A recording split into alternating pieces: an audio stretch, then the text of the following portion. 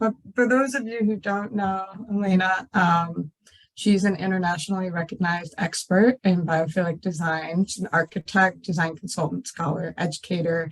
She's a speaker in an array of events, specifically on health and well-being in the built environment. So we have her here today to talk to us about biophilic and bird-safe design.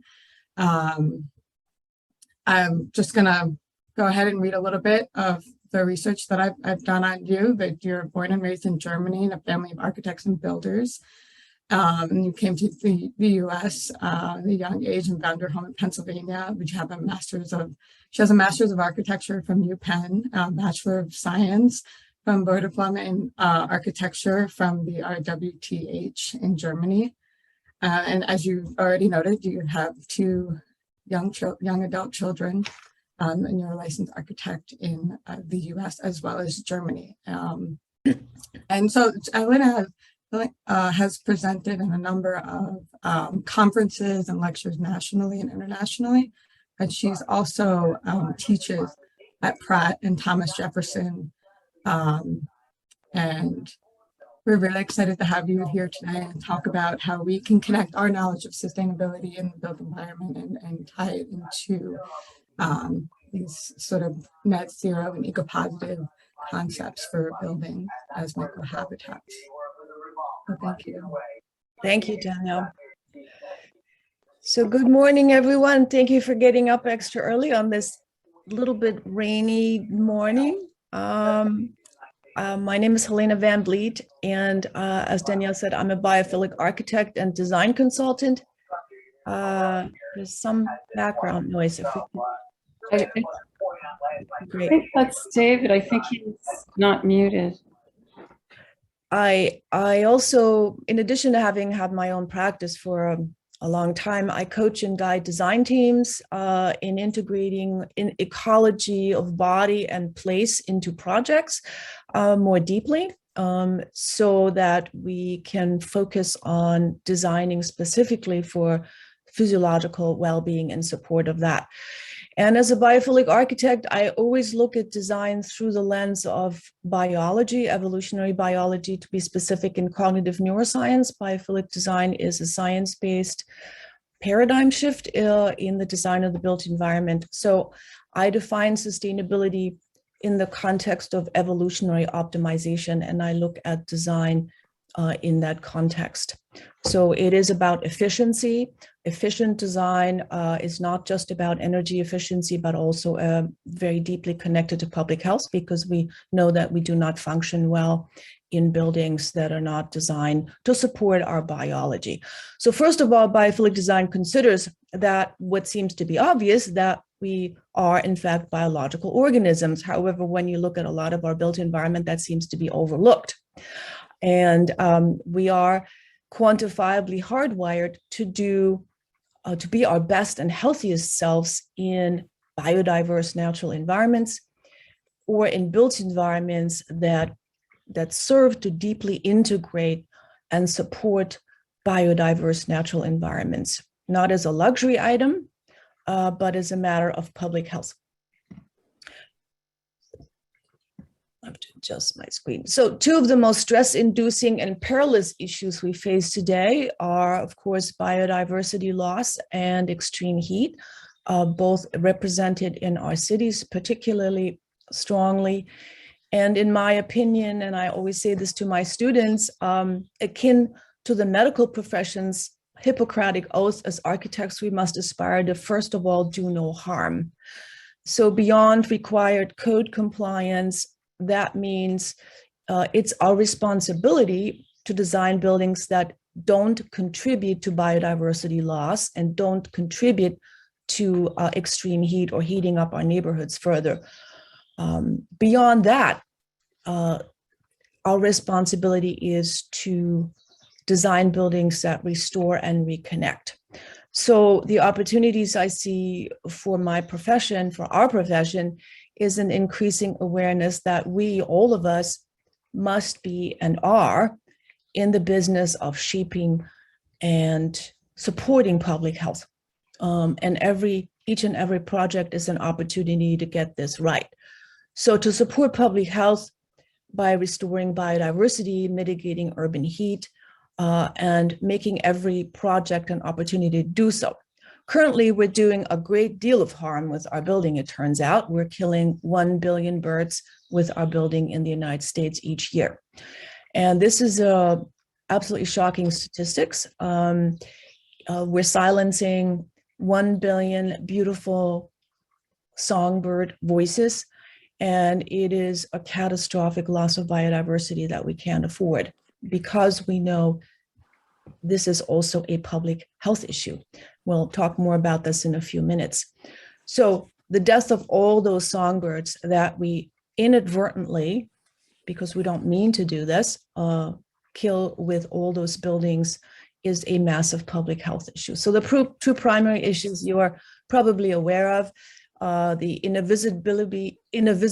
invisibility of reflective glass, so birds simply don't know it's there, and the beacon effect of illuminated buildings at night, which mesmerizes and confuses migrating birds. Most of bird migration, in fact, happens at night.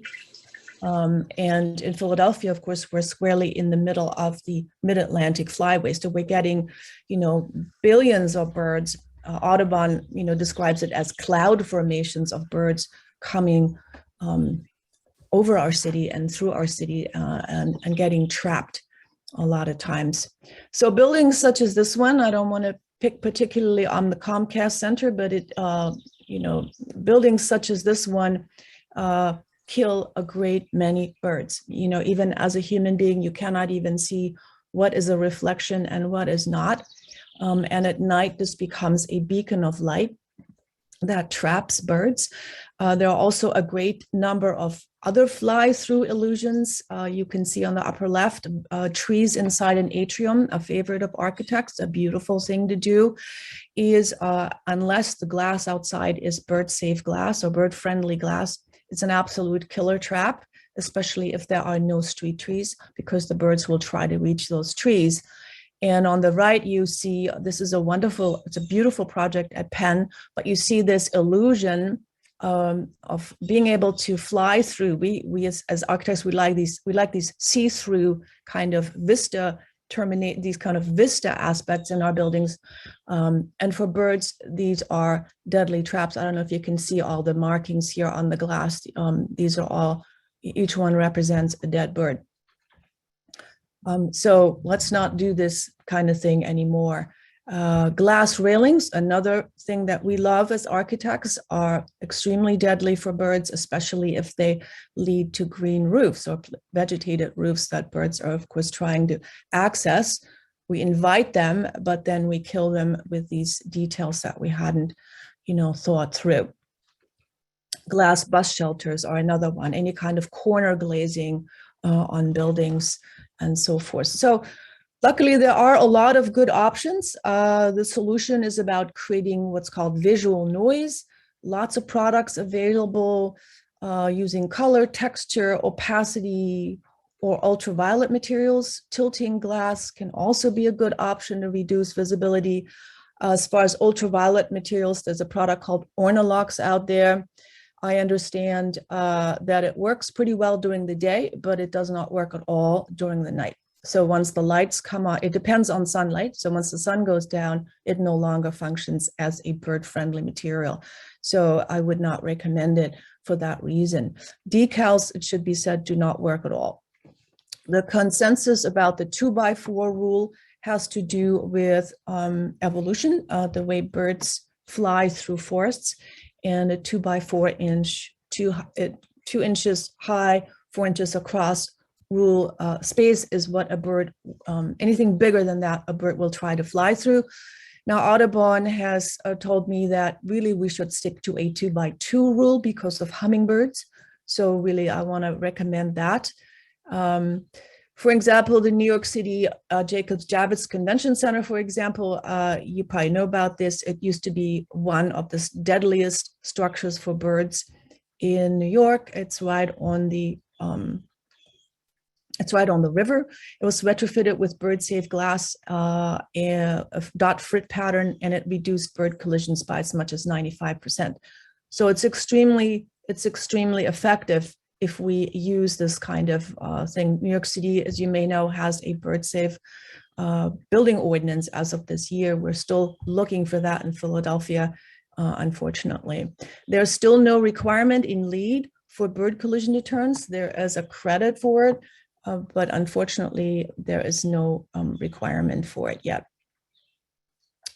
In residential buildings, which also kill a lot of birds, leaving the screens outside the windows all year round is a good strategy. Or there are a lot of, the strings that we can actually add to our own windows at this 2-inch intervals. There's also non-reflective channel glass, such as was used on the Barnes Foundation. This is an example of etched glass, decorative laminated glass, digitally printed glass, and so forth is all very helpful. By the way, ceramic fritted glass that is bird friendly involves a heat strengthening process that results in a very tough glass that not only helps to reduce glare to protect birds, but also cuts down on cooling loads for the building. So it's a really good option.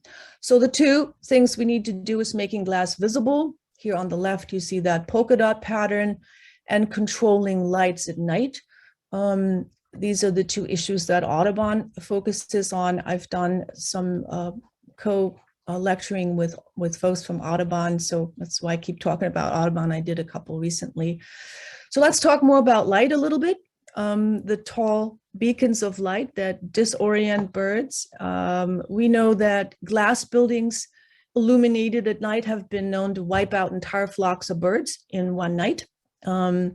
Equally detrimental can be uplit building. The building on the left here is a building in Texas that managed to wipe out nearly 400 birds in one night. When the lighting was, as is on the left, the lighting was then changed to the right, and that has greatly improved the situation. So uplights that shine way up into the sky are a real problem and should be avoided. Laser beams are a terrible issue for birds because they trap entire flocks. On the left, we have the 9/11 Memorial beams of light, which is a beautiful metaphor that architects created, which happens to be incredibly deadly for birds.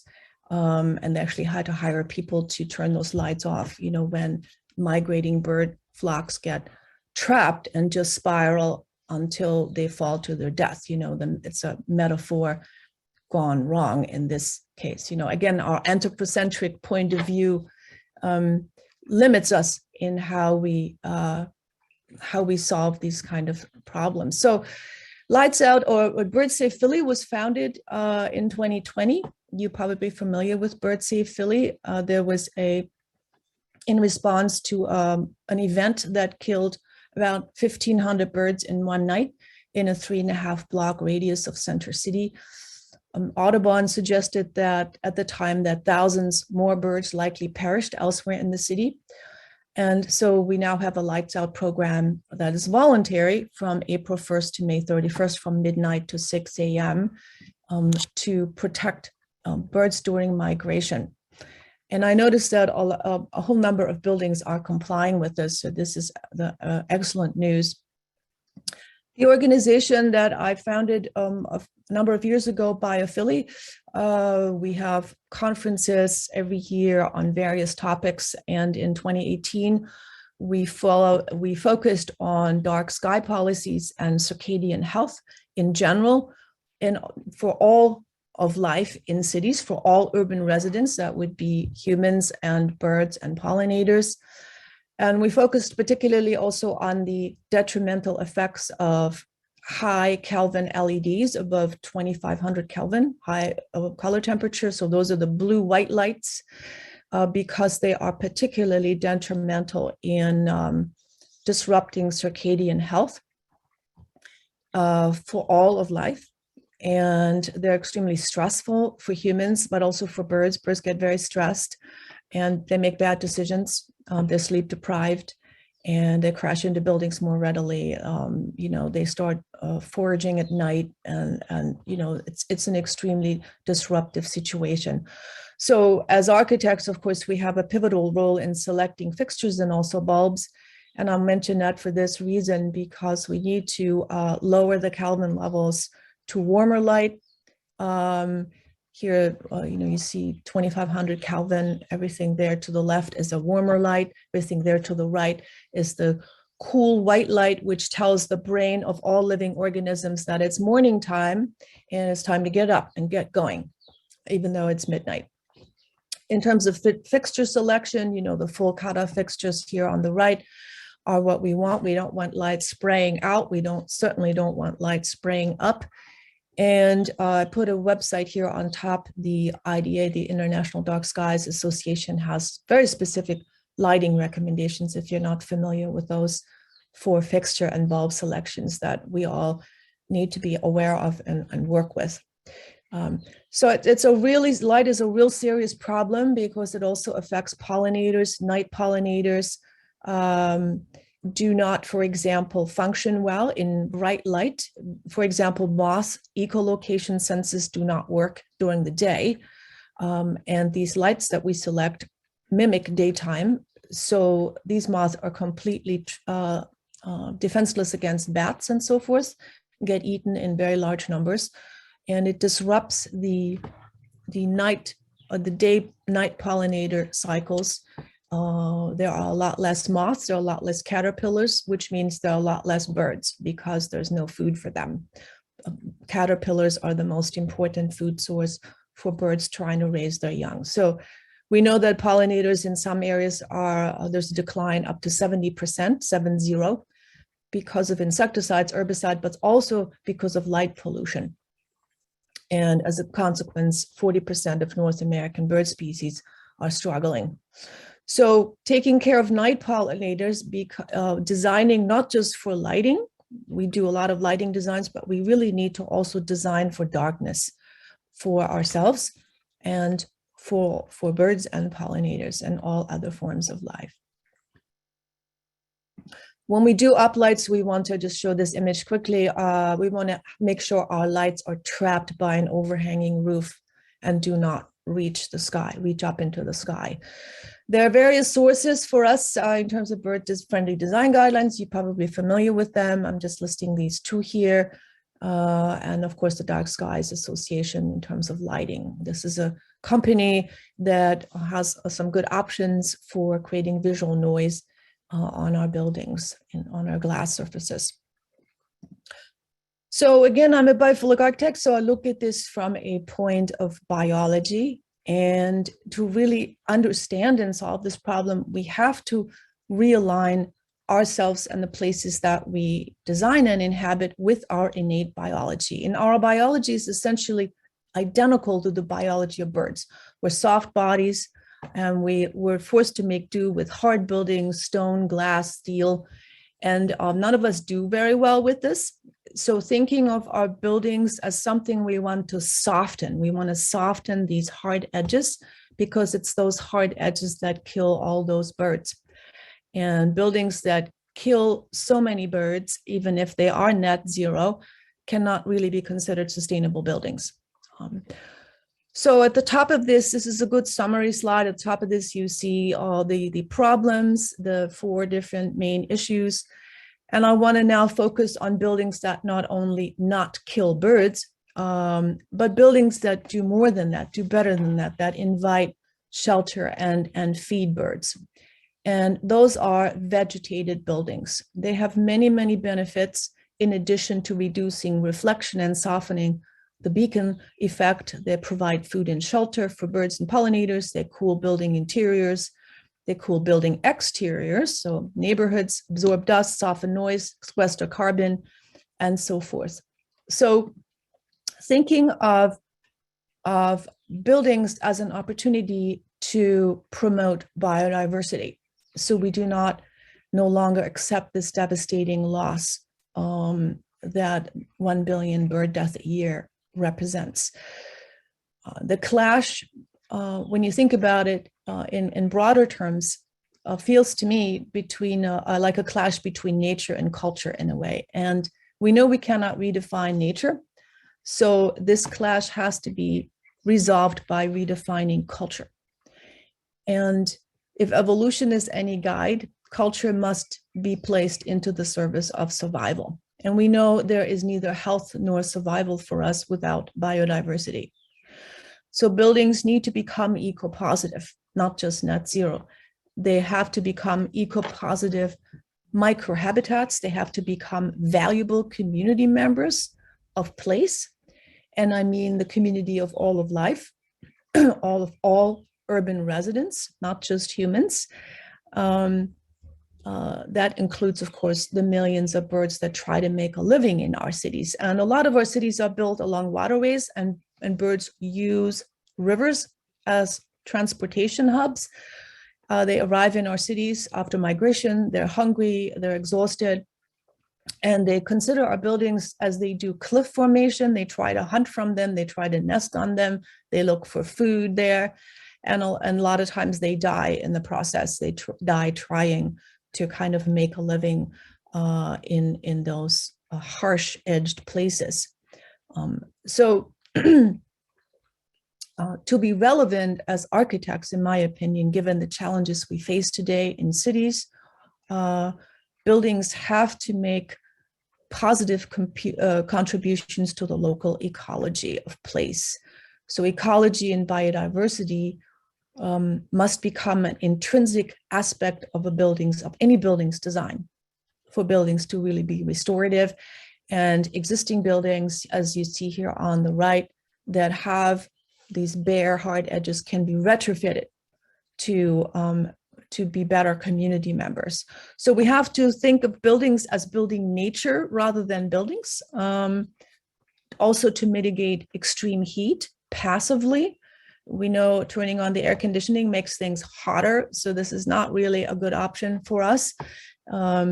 Mitigating urban heat is a top priority for us in this business, and supporting biodiversity.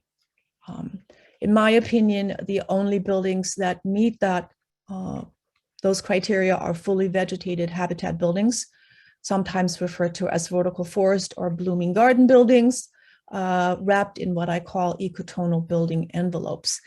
Ecotones in nature are areas of transition between ecological communities. They're especially biodiverse, rich, sort of edge conditions, if you will, that support a particular richness of life. Here you see a design by architect Stefano Boeri, who spearheaded the vertical forestry buildings.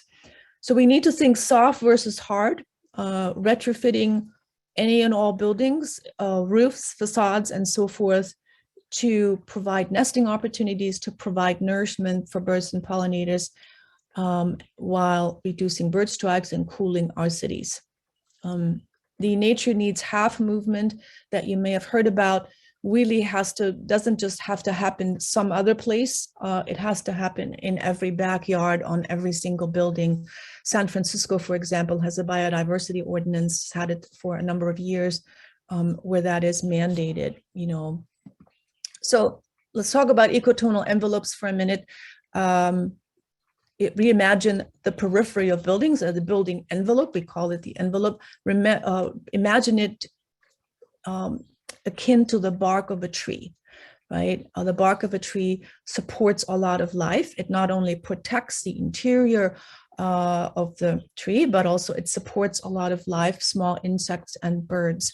So if you think of a building envelope as similar to the bark of a tree, protecting the interior, but also providing habitat on the exterior.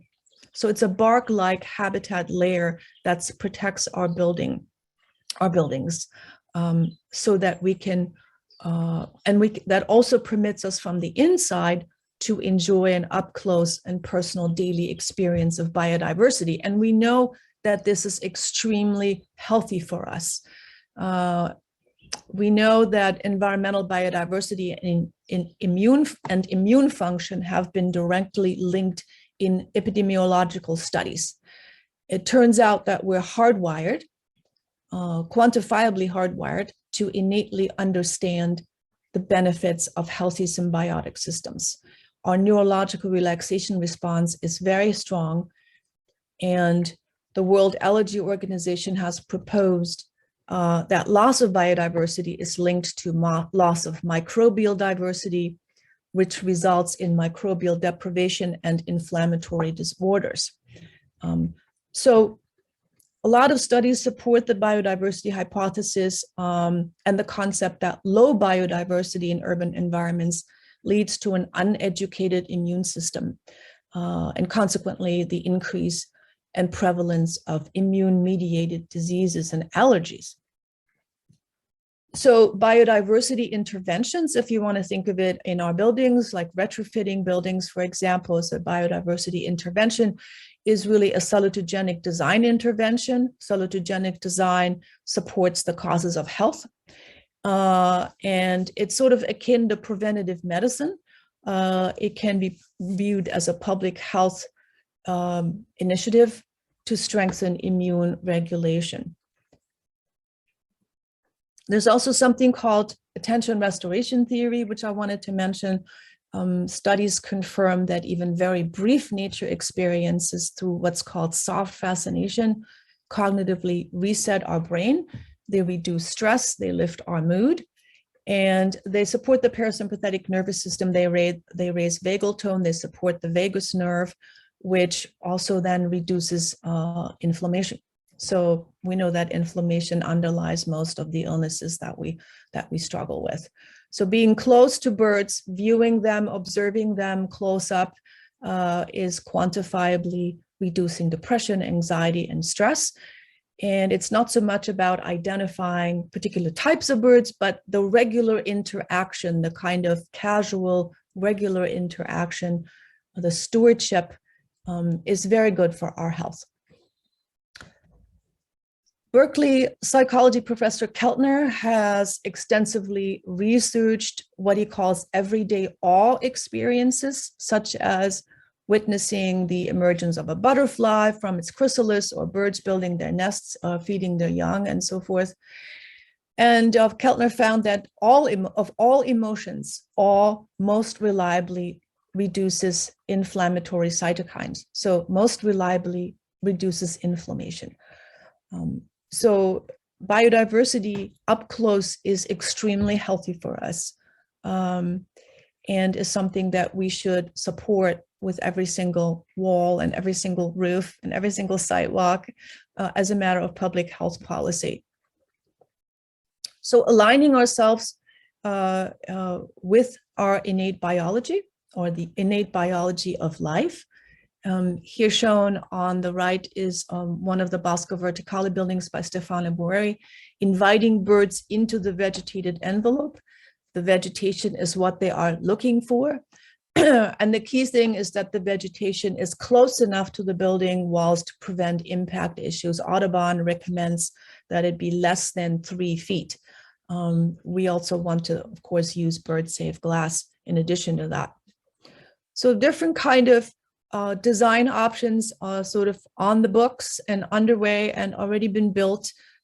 Remember, birds think of buildings as mountains or cliff formations. So there are many different options.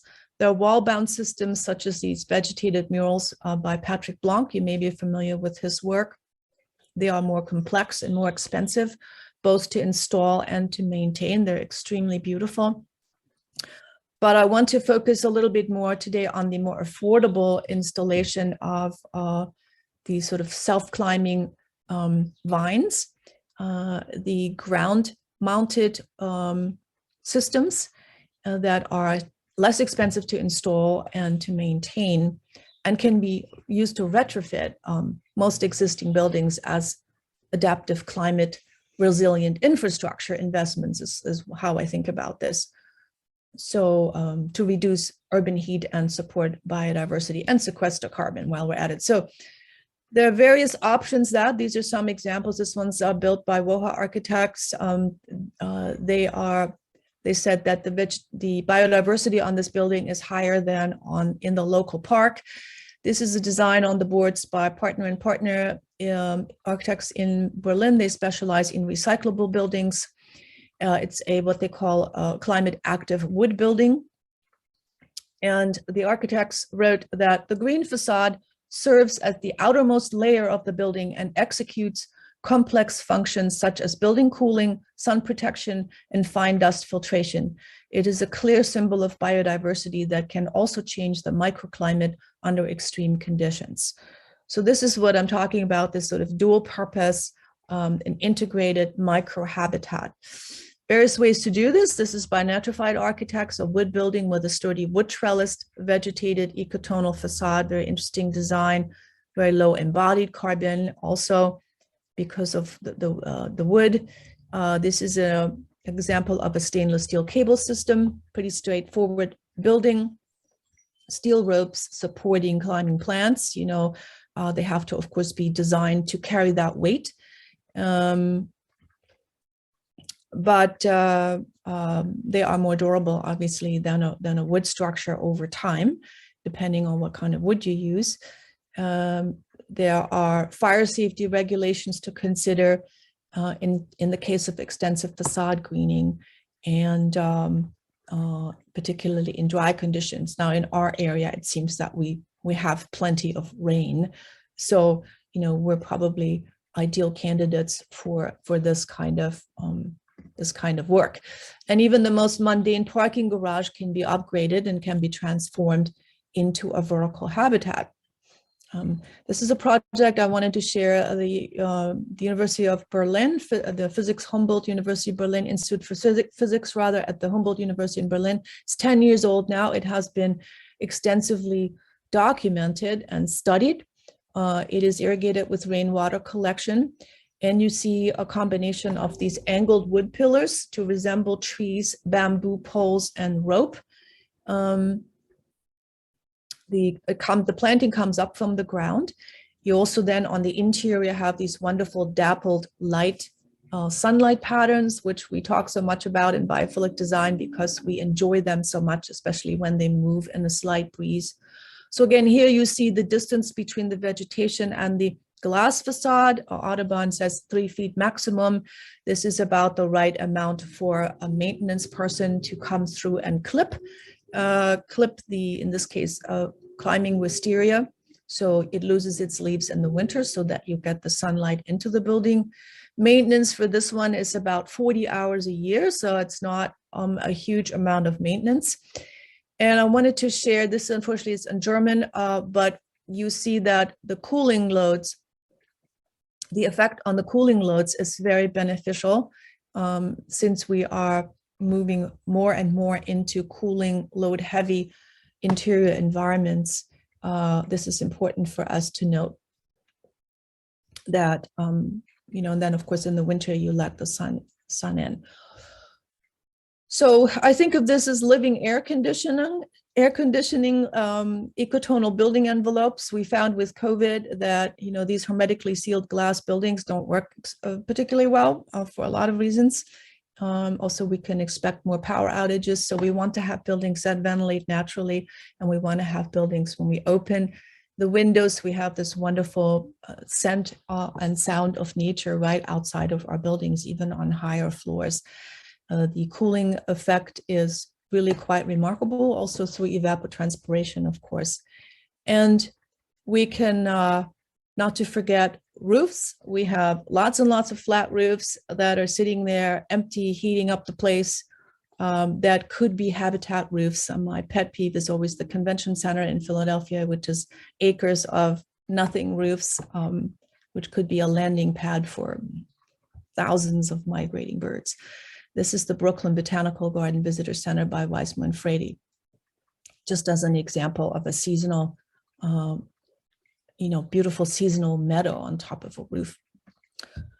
So first of all, let's do no harm, but then let's do better than this, and let's work to restore and reconnect. Let's design microhabitat buildings that cool our cities, that support biodiversity, that are climate resilient public health investments. And I think of those as really adaptive infrastructure that will ascertain that our cities remain livable into the future. That is already here now with climate change. So thank you very much for listening. I wanted to also mention that there is a federal Bird Safe Buildings Act of 2021 in front of Congress. If you want to get involved with that, that would mandate all federal buildings to implement bird-friendly design guidelines. There is also the Recovering America's Wildlife Act, which just passed in the House, and you could also get involved with supporting that or encouraging your representatives to support that. So thank you. That's all I had for today. Thank you so much. Wonderful presentation. That's all, Helena? Well, I was rushing through it because I didn't want to take up undue time. I did take a little more time. Well, this was fantastic. And I know we're a little short on time. We need to get through our subcommittees, but if you could send over to us this presentation, if you feel comfortable with that, but probably more importantly in my mind is all the resources that you just listed out. And I'm trying to remember, there's a person that when I was at Karen Timberlake, we collaborated with, I think they're in DC with the Audubon Society, that works with architects or advises if you're looking to design bird-friendly exterior facades. So if there's any resources like that, contacts of folks that could, work with architects to help them to design bird-friendly exteriors, any of that would be helpful for us to share out with our group. I had provided Danielle with a page of resources. I recently did a presentation as part of a panel at the Smithsonian at the National Museum of Natural History in DC about birds and buildings. So I put it together for that, but it would be great if she could share it with you as well. And Awesome. I would be, I would love to work with more of you guys to help integrate this kind of design into buildings. I can also, in terms of Audubon, I can recommend in Philadelphia, Connie Sanchez, who is the Audubon building person, birds and buildings person. I was recently on a panel with her at the GBU Sustainability Symposium at the Navy Yard, so I got to know her more. She's incredibly knowledgeable. So I can recommend her as a point person. I can connect whoever would like to be connected to her as well.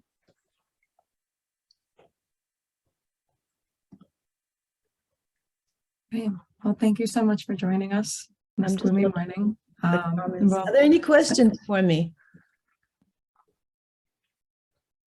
Can I ask a question, Helena? This isn't completely related to buildings, but I was wondering if you have been involved in the design of the FDR park. I know that, we're losing the meadows to like 14 or 15 synthetic turf fields. It's really not sustainable. And yes, they're calling it sustainable. And so I was just wondering if you,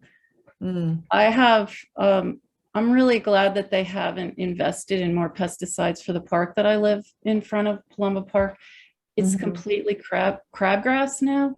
And we have hundreds and hundreds of bees and birds every morning, landing on that. As you said, you talked about the pad that the buildings can have. I've not been involved with that. I wish I had been, but I'm in terms of, biophilia, my team and I, we've run into this issue a lot with Philadelphia too, because there are particular ordinances, you have to clip your grass. If you don't, you get a fine and so forth. And of course, I'm a big fan of Doug Ptolemy's work. I don't know if any of you know his work about rewilding and the sort of homegrown national park movement. There's an organization called Wild Ones, which also is active in Philadelphia, that seeks to get rid of all the lawns and so forth and the kind of mulch deserts with the occasional bush, and really retool our idea of what a manicured yard is supposed to look like, not taking away your leaf litter because that's where the pollinators spend their winters, and on like this. So it's a whole paradigm shift, you know, that we're not here by ourselves, but that we are incredibly dependent on this whole system. You know, 3 in 5 of our bites of every food is dependent on pollination, you know, and we're spraying the hell out of them and we're killing them with our lights. So yeah, it's I don't know how they would call that a sustainable park if it's covered with astroturf. That's a head scratcher, huh? Yeah. Yeah, but it's, you know, it's this notion that, you know, what is a weed? When you look into that, just that particular subject, you learn a lot about, you know, how good dandelions are to eat and what all they're good for. And so there's just so much to learn, you know, and as I say to my students, you know, we're architects, we build buildings, but you know, that doesn't mean they have to be boxes, you know, made from steel and glass. They really should be vertical gardens. And so as an architect, we need to know basics about botany. We need to be involved with weather and seasons. A lot of these vegetated buildings are designed by architects and arborists, you know, hand in hand. They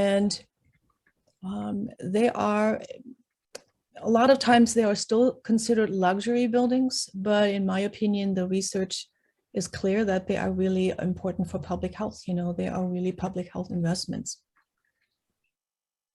And that's something I keep talking about, so that we shift our thinking away from the sort of Maserati effect, you know, of those kind of buildings. But this is what we should be doing regularly. You know, it's sometimes in biophilic design, it's referred to as biophilic acupuncture. You take such a building and you insert it into a neighborhood, and it has a ripple effect, you know, just like acupuncture starts to heal the organism, you know. Yeah. I just want to, I can't help but make one more comment. It's really sort of upsetting the mistakes we've made as architects, where so many of us have designed parks at schools that have removed all dirt and green space for, again, synthetic play spaces, so that children don't have, you know, don't interact with nature. And we continue to do that. Yeah, and a lot of our playgrounds, I'm a planning commission member, have been for a long time, and a lot of our playgrounds are designed by lawyers. So you say, now where are the trees and the bushes? Well, you know, that's too dangerous. You know, they could fall. Or so you get these very strange looking things for very young children. And we know that it has a direct effect on the microbiome of the children. You know, the research on that is very extensive.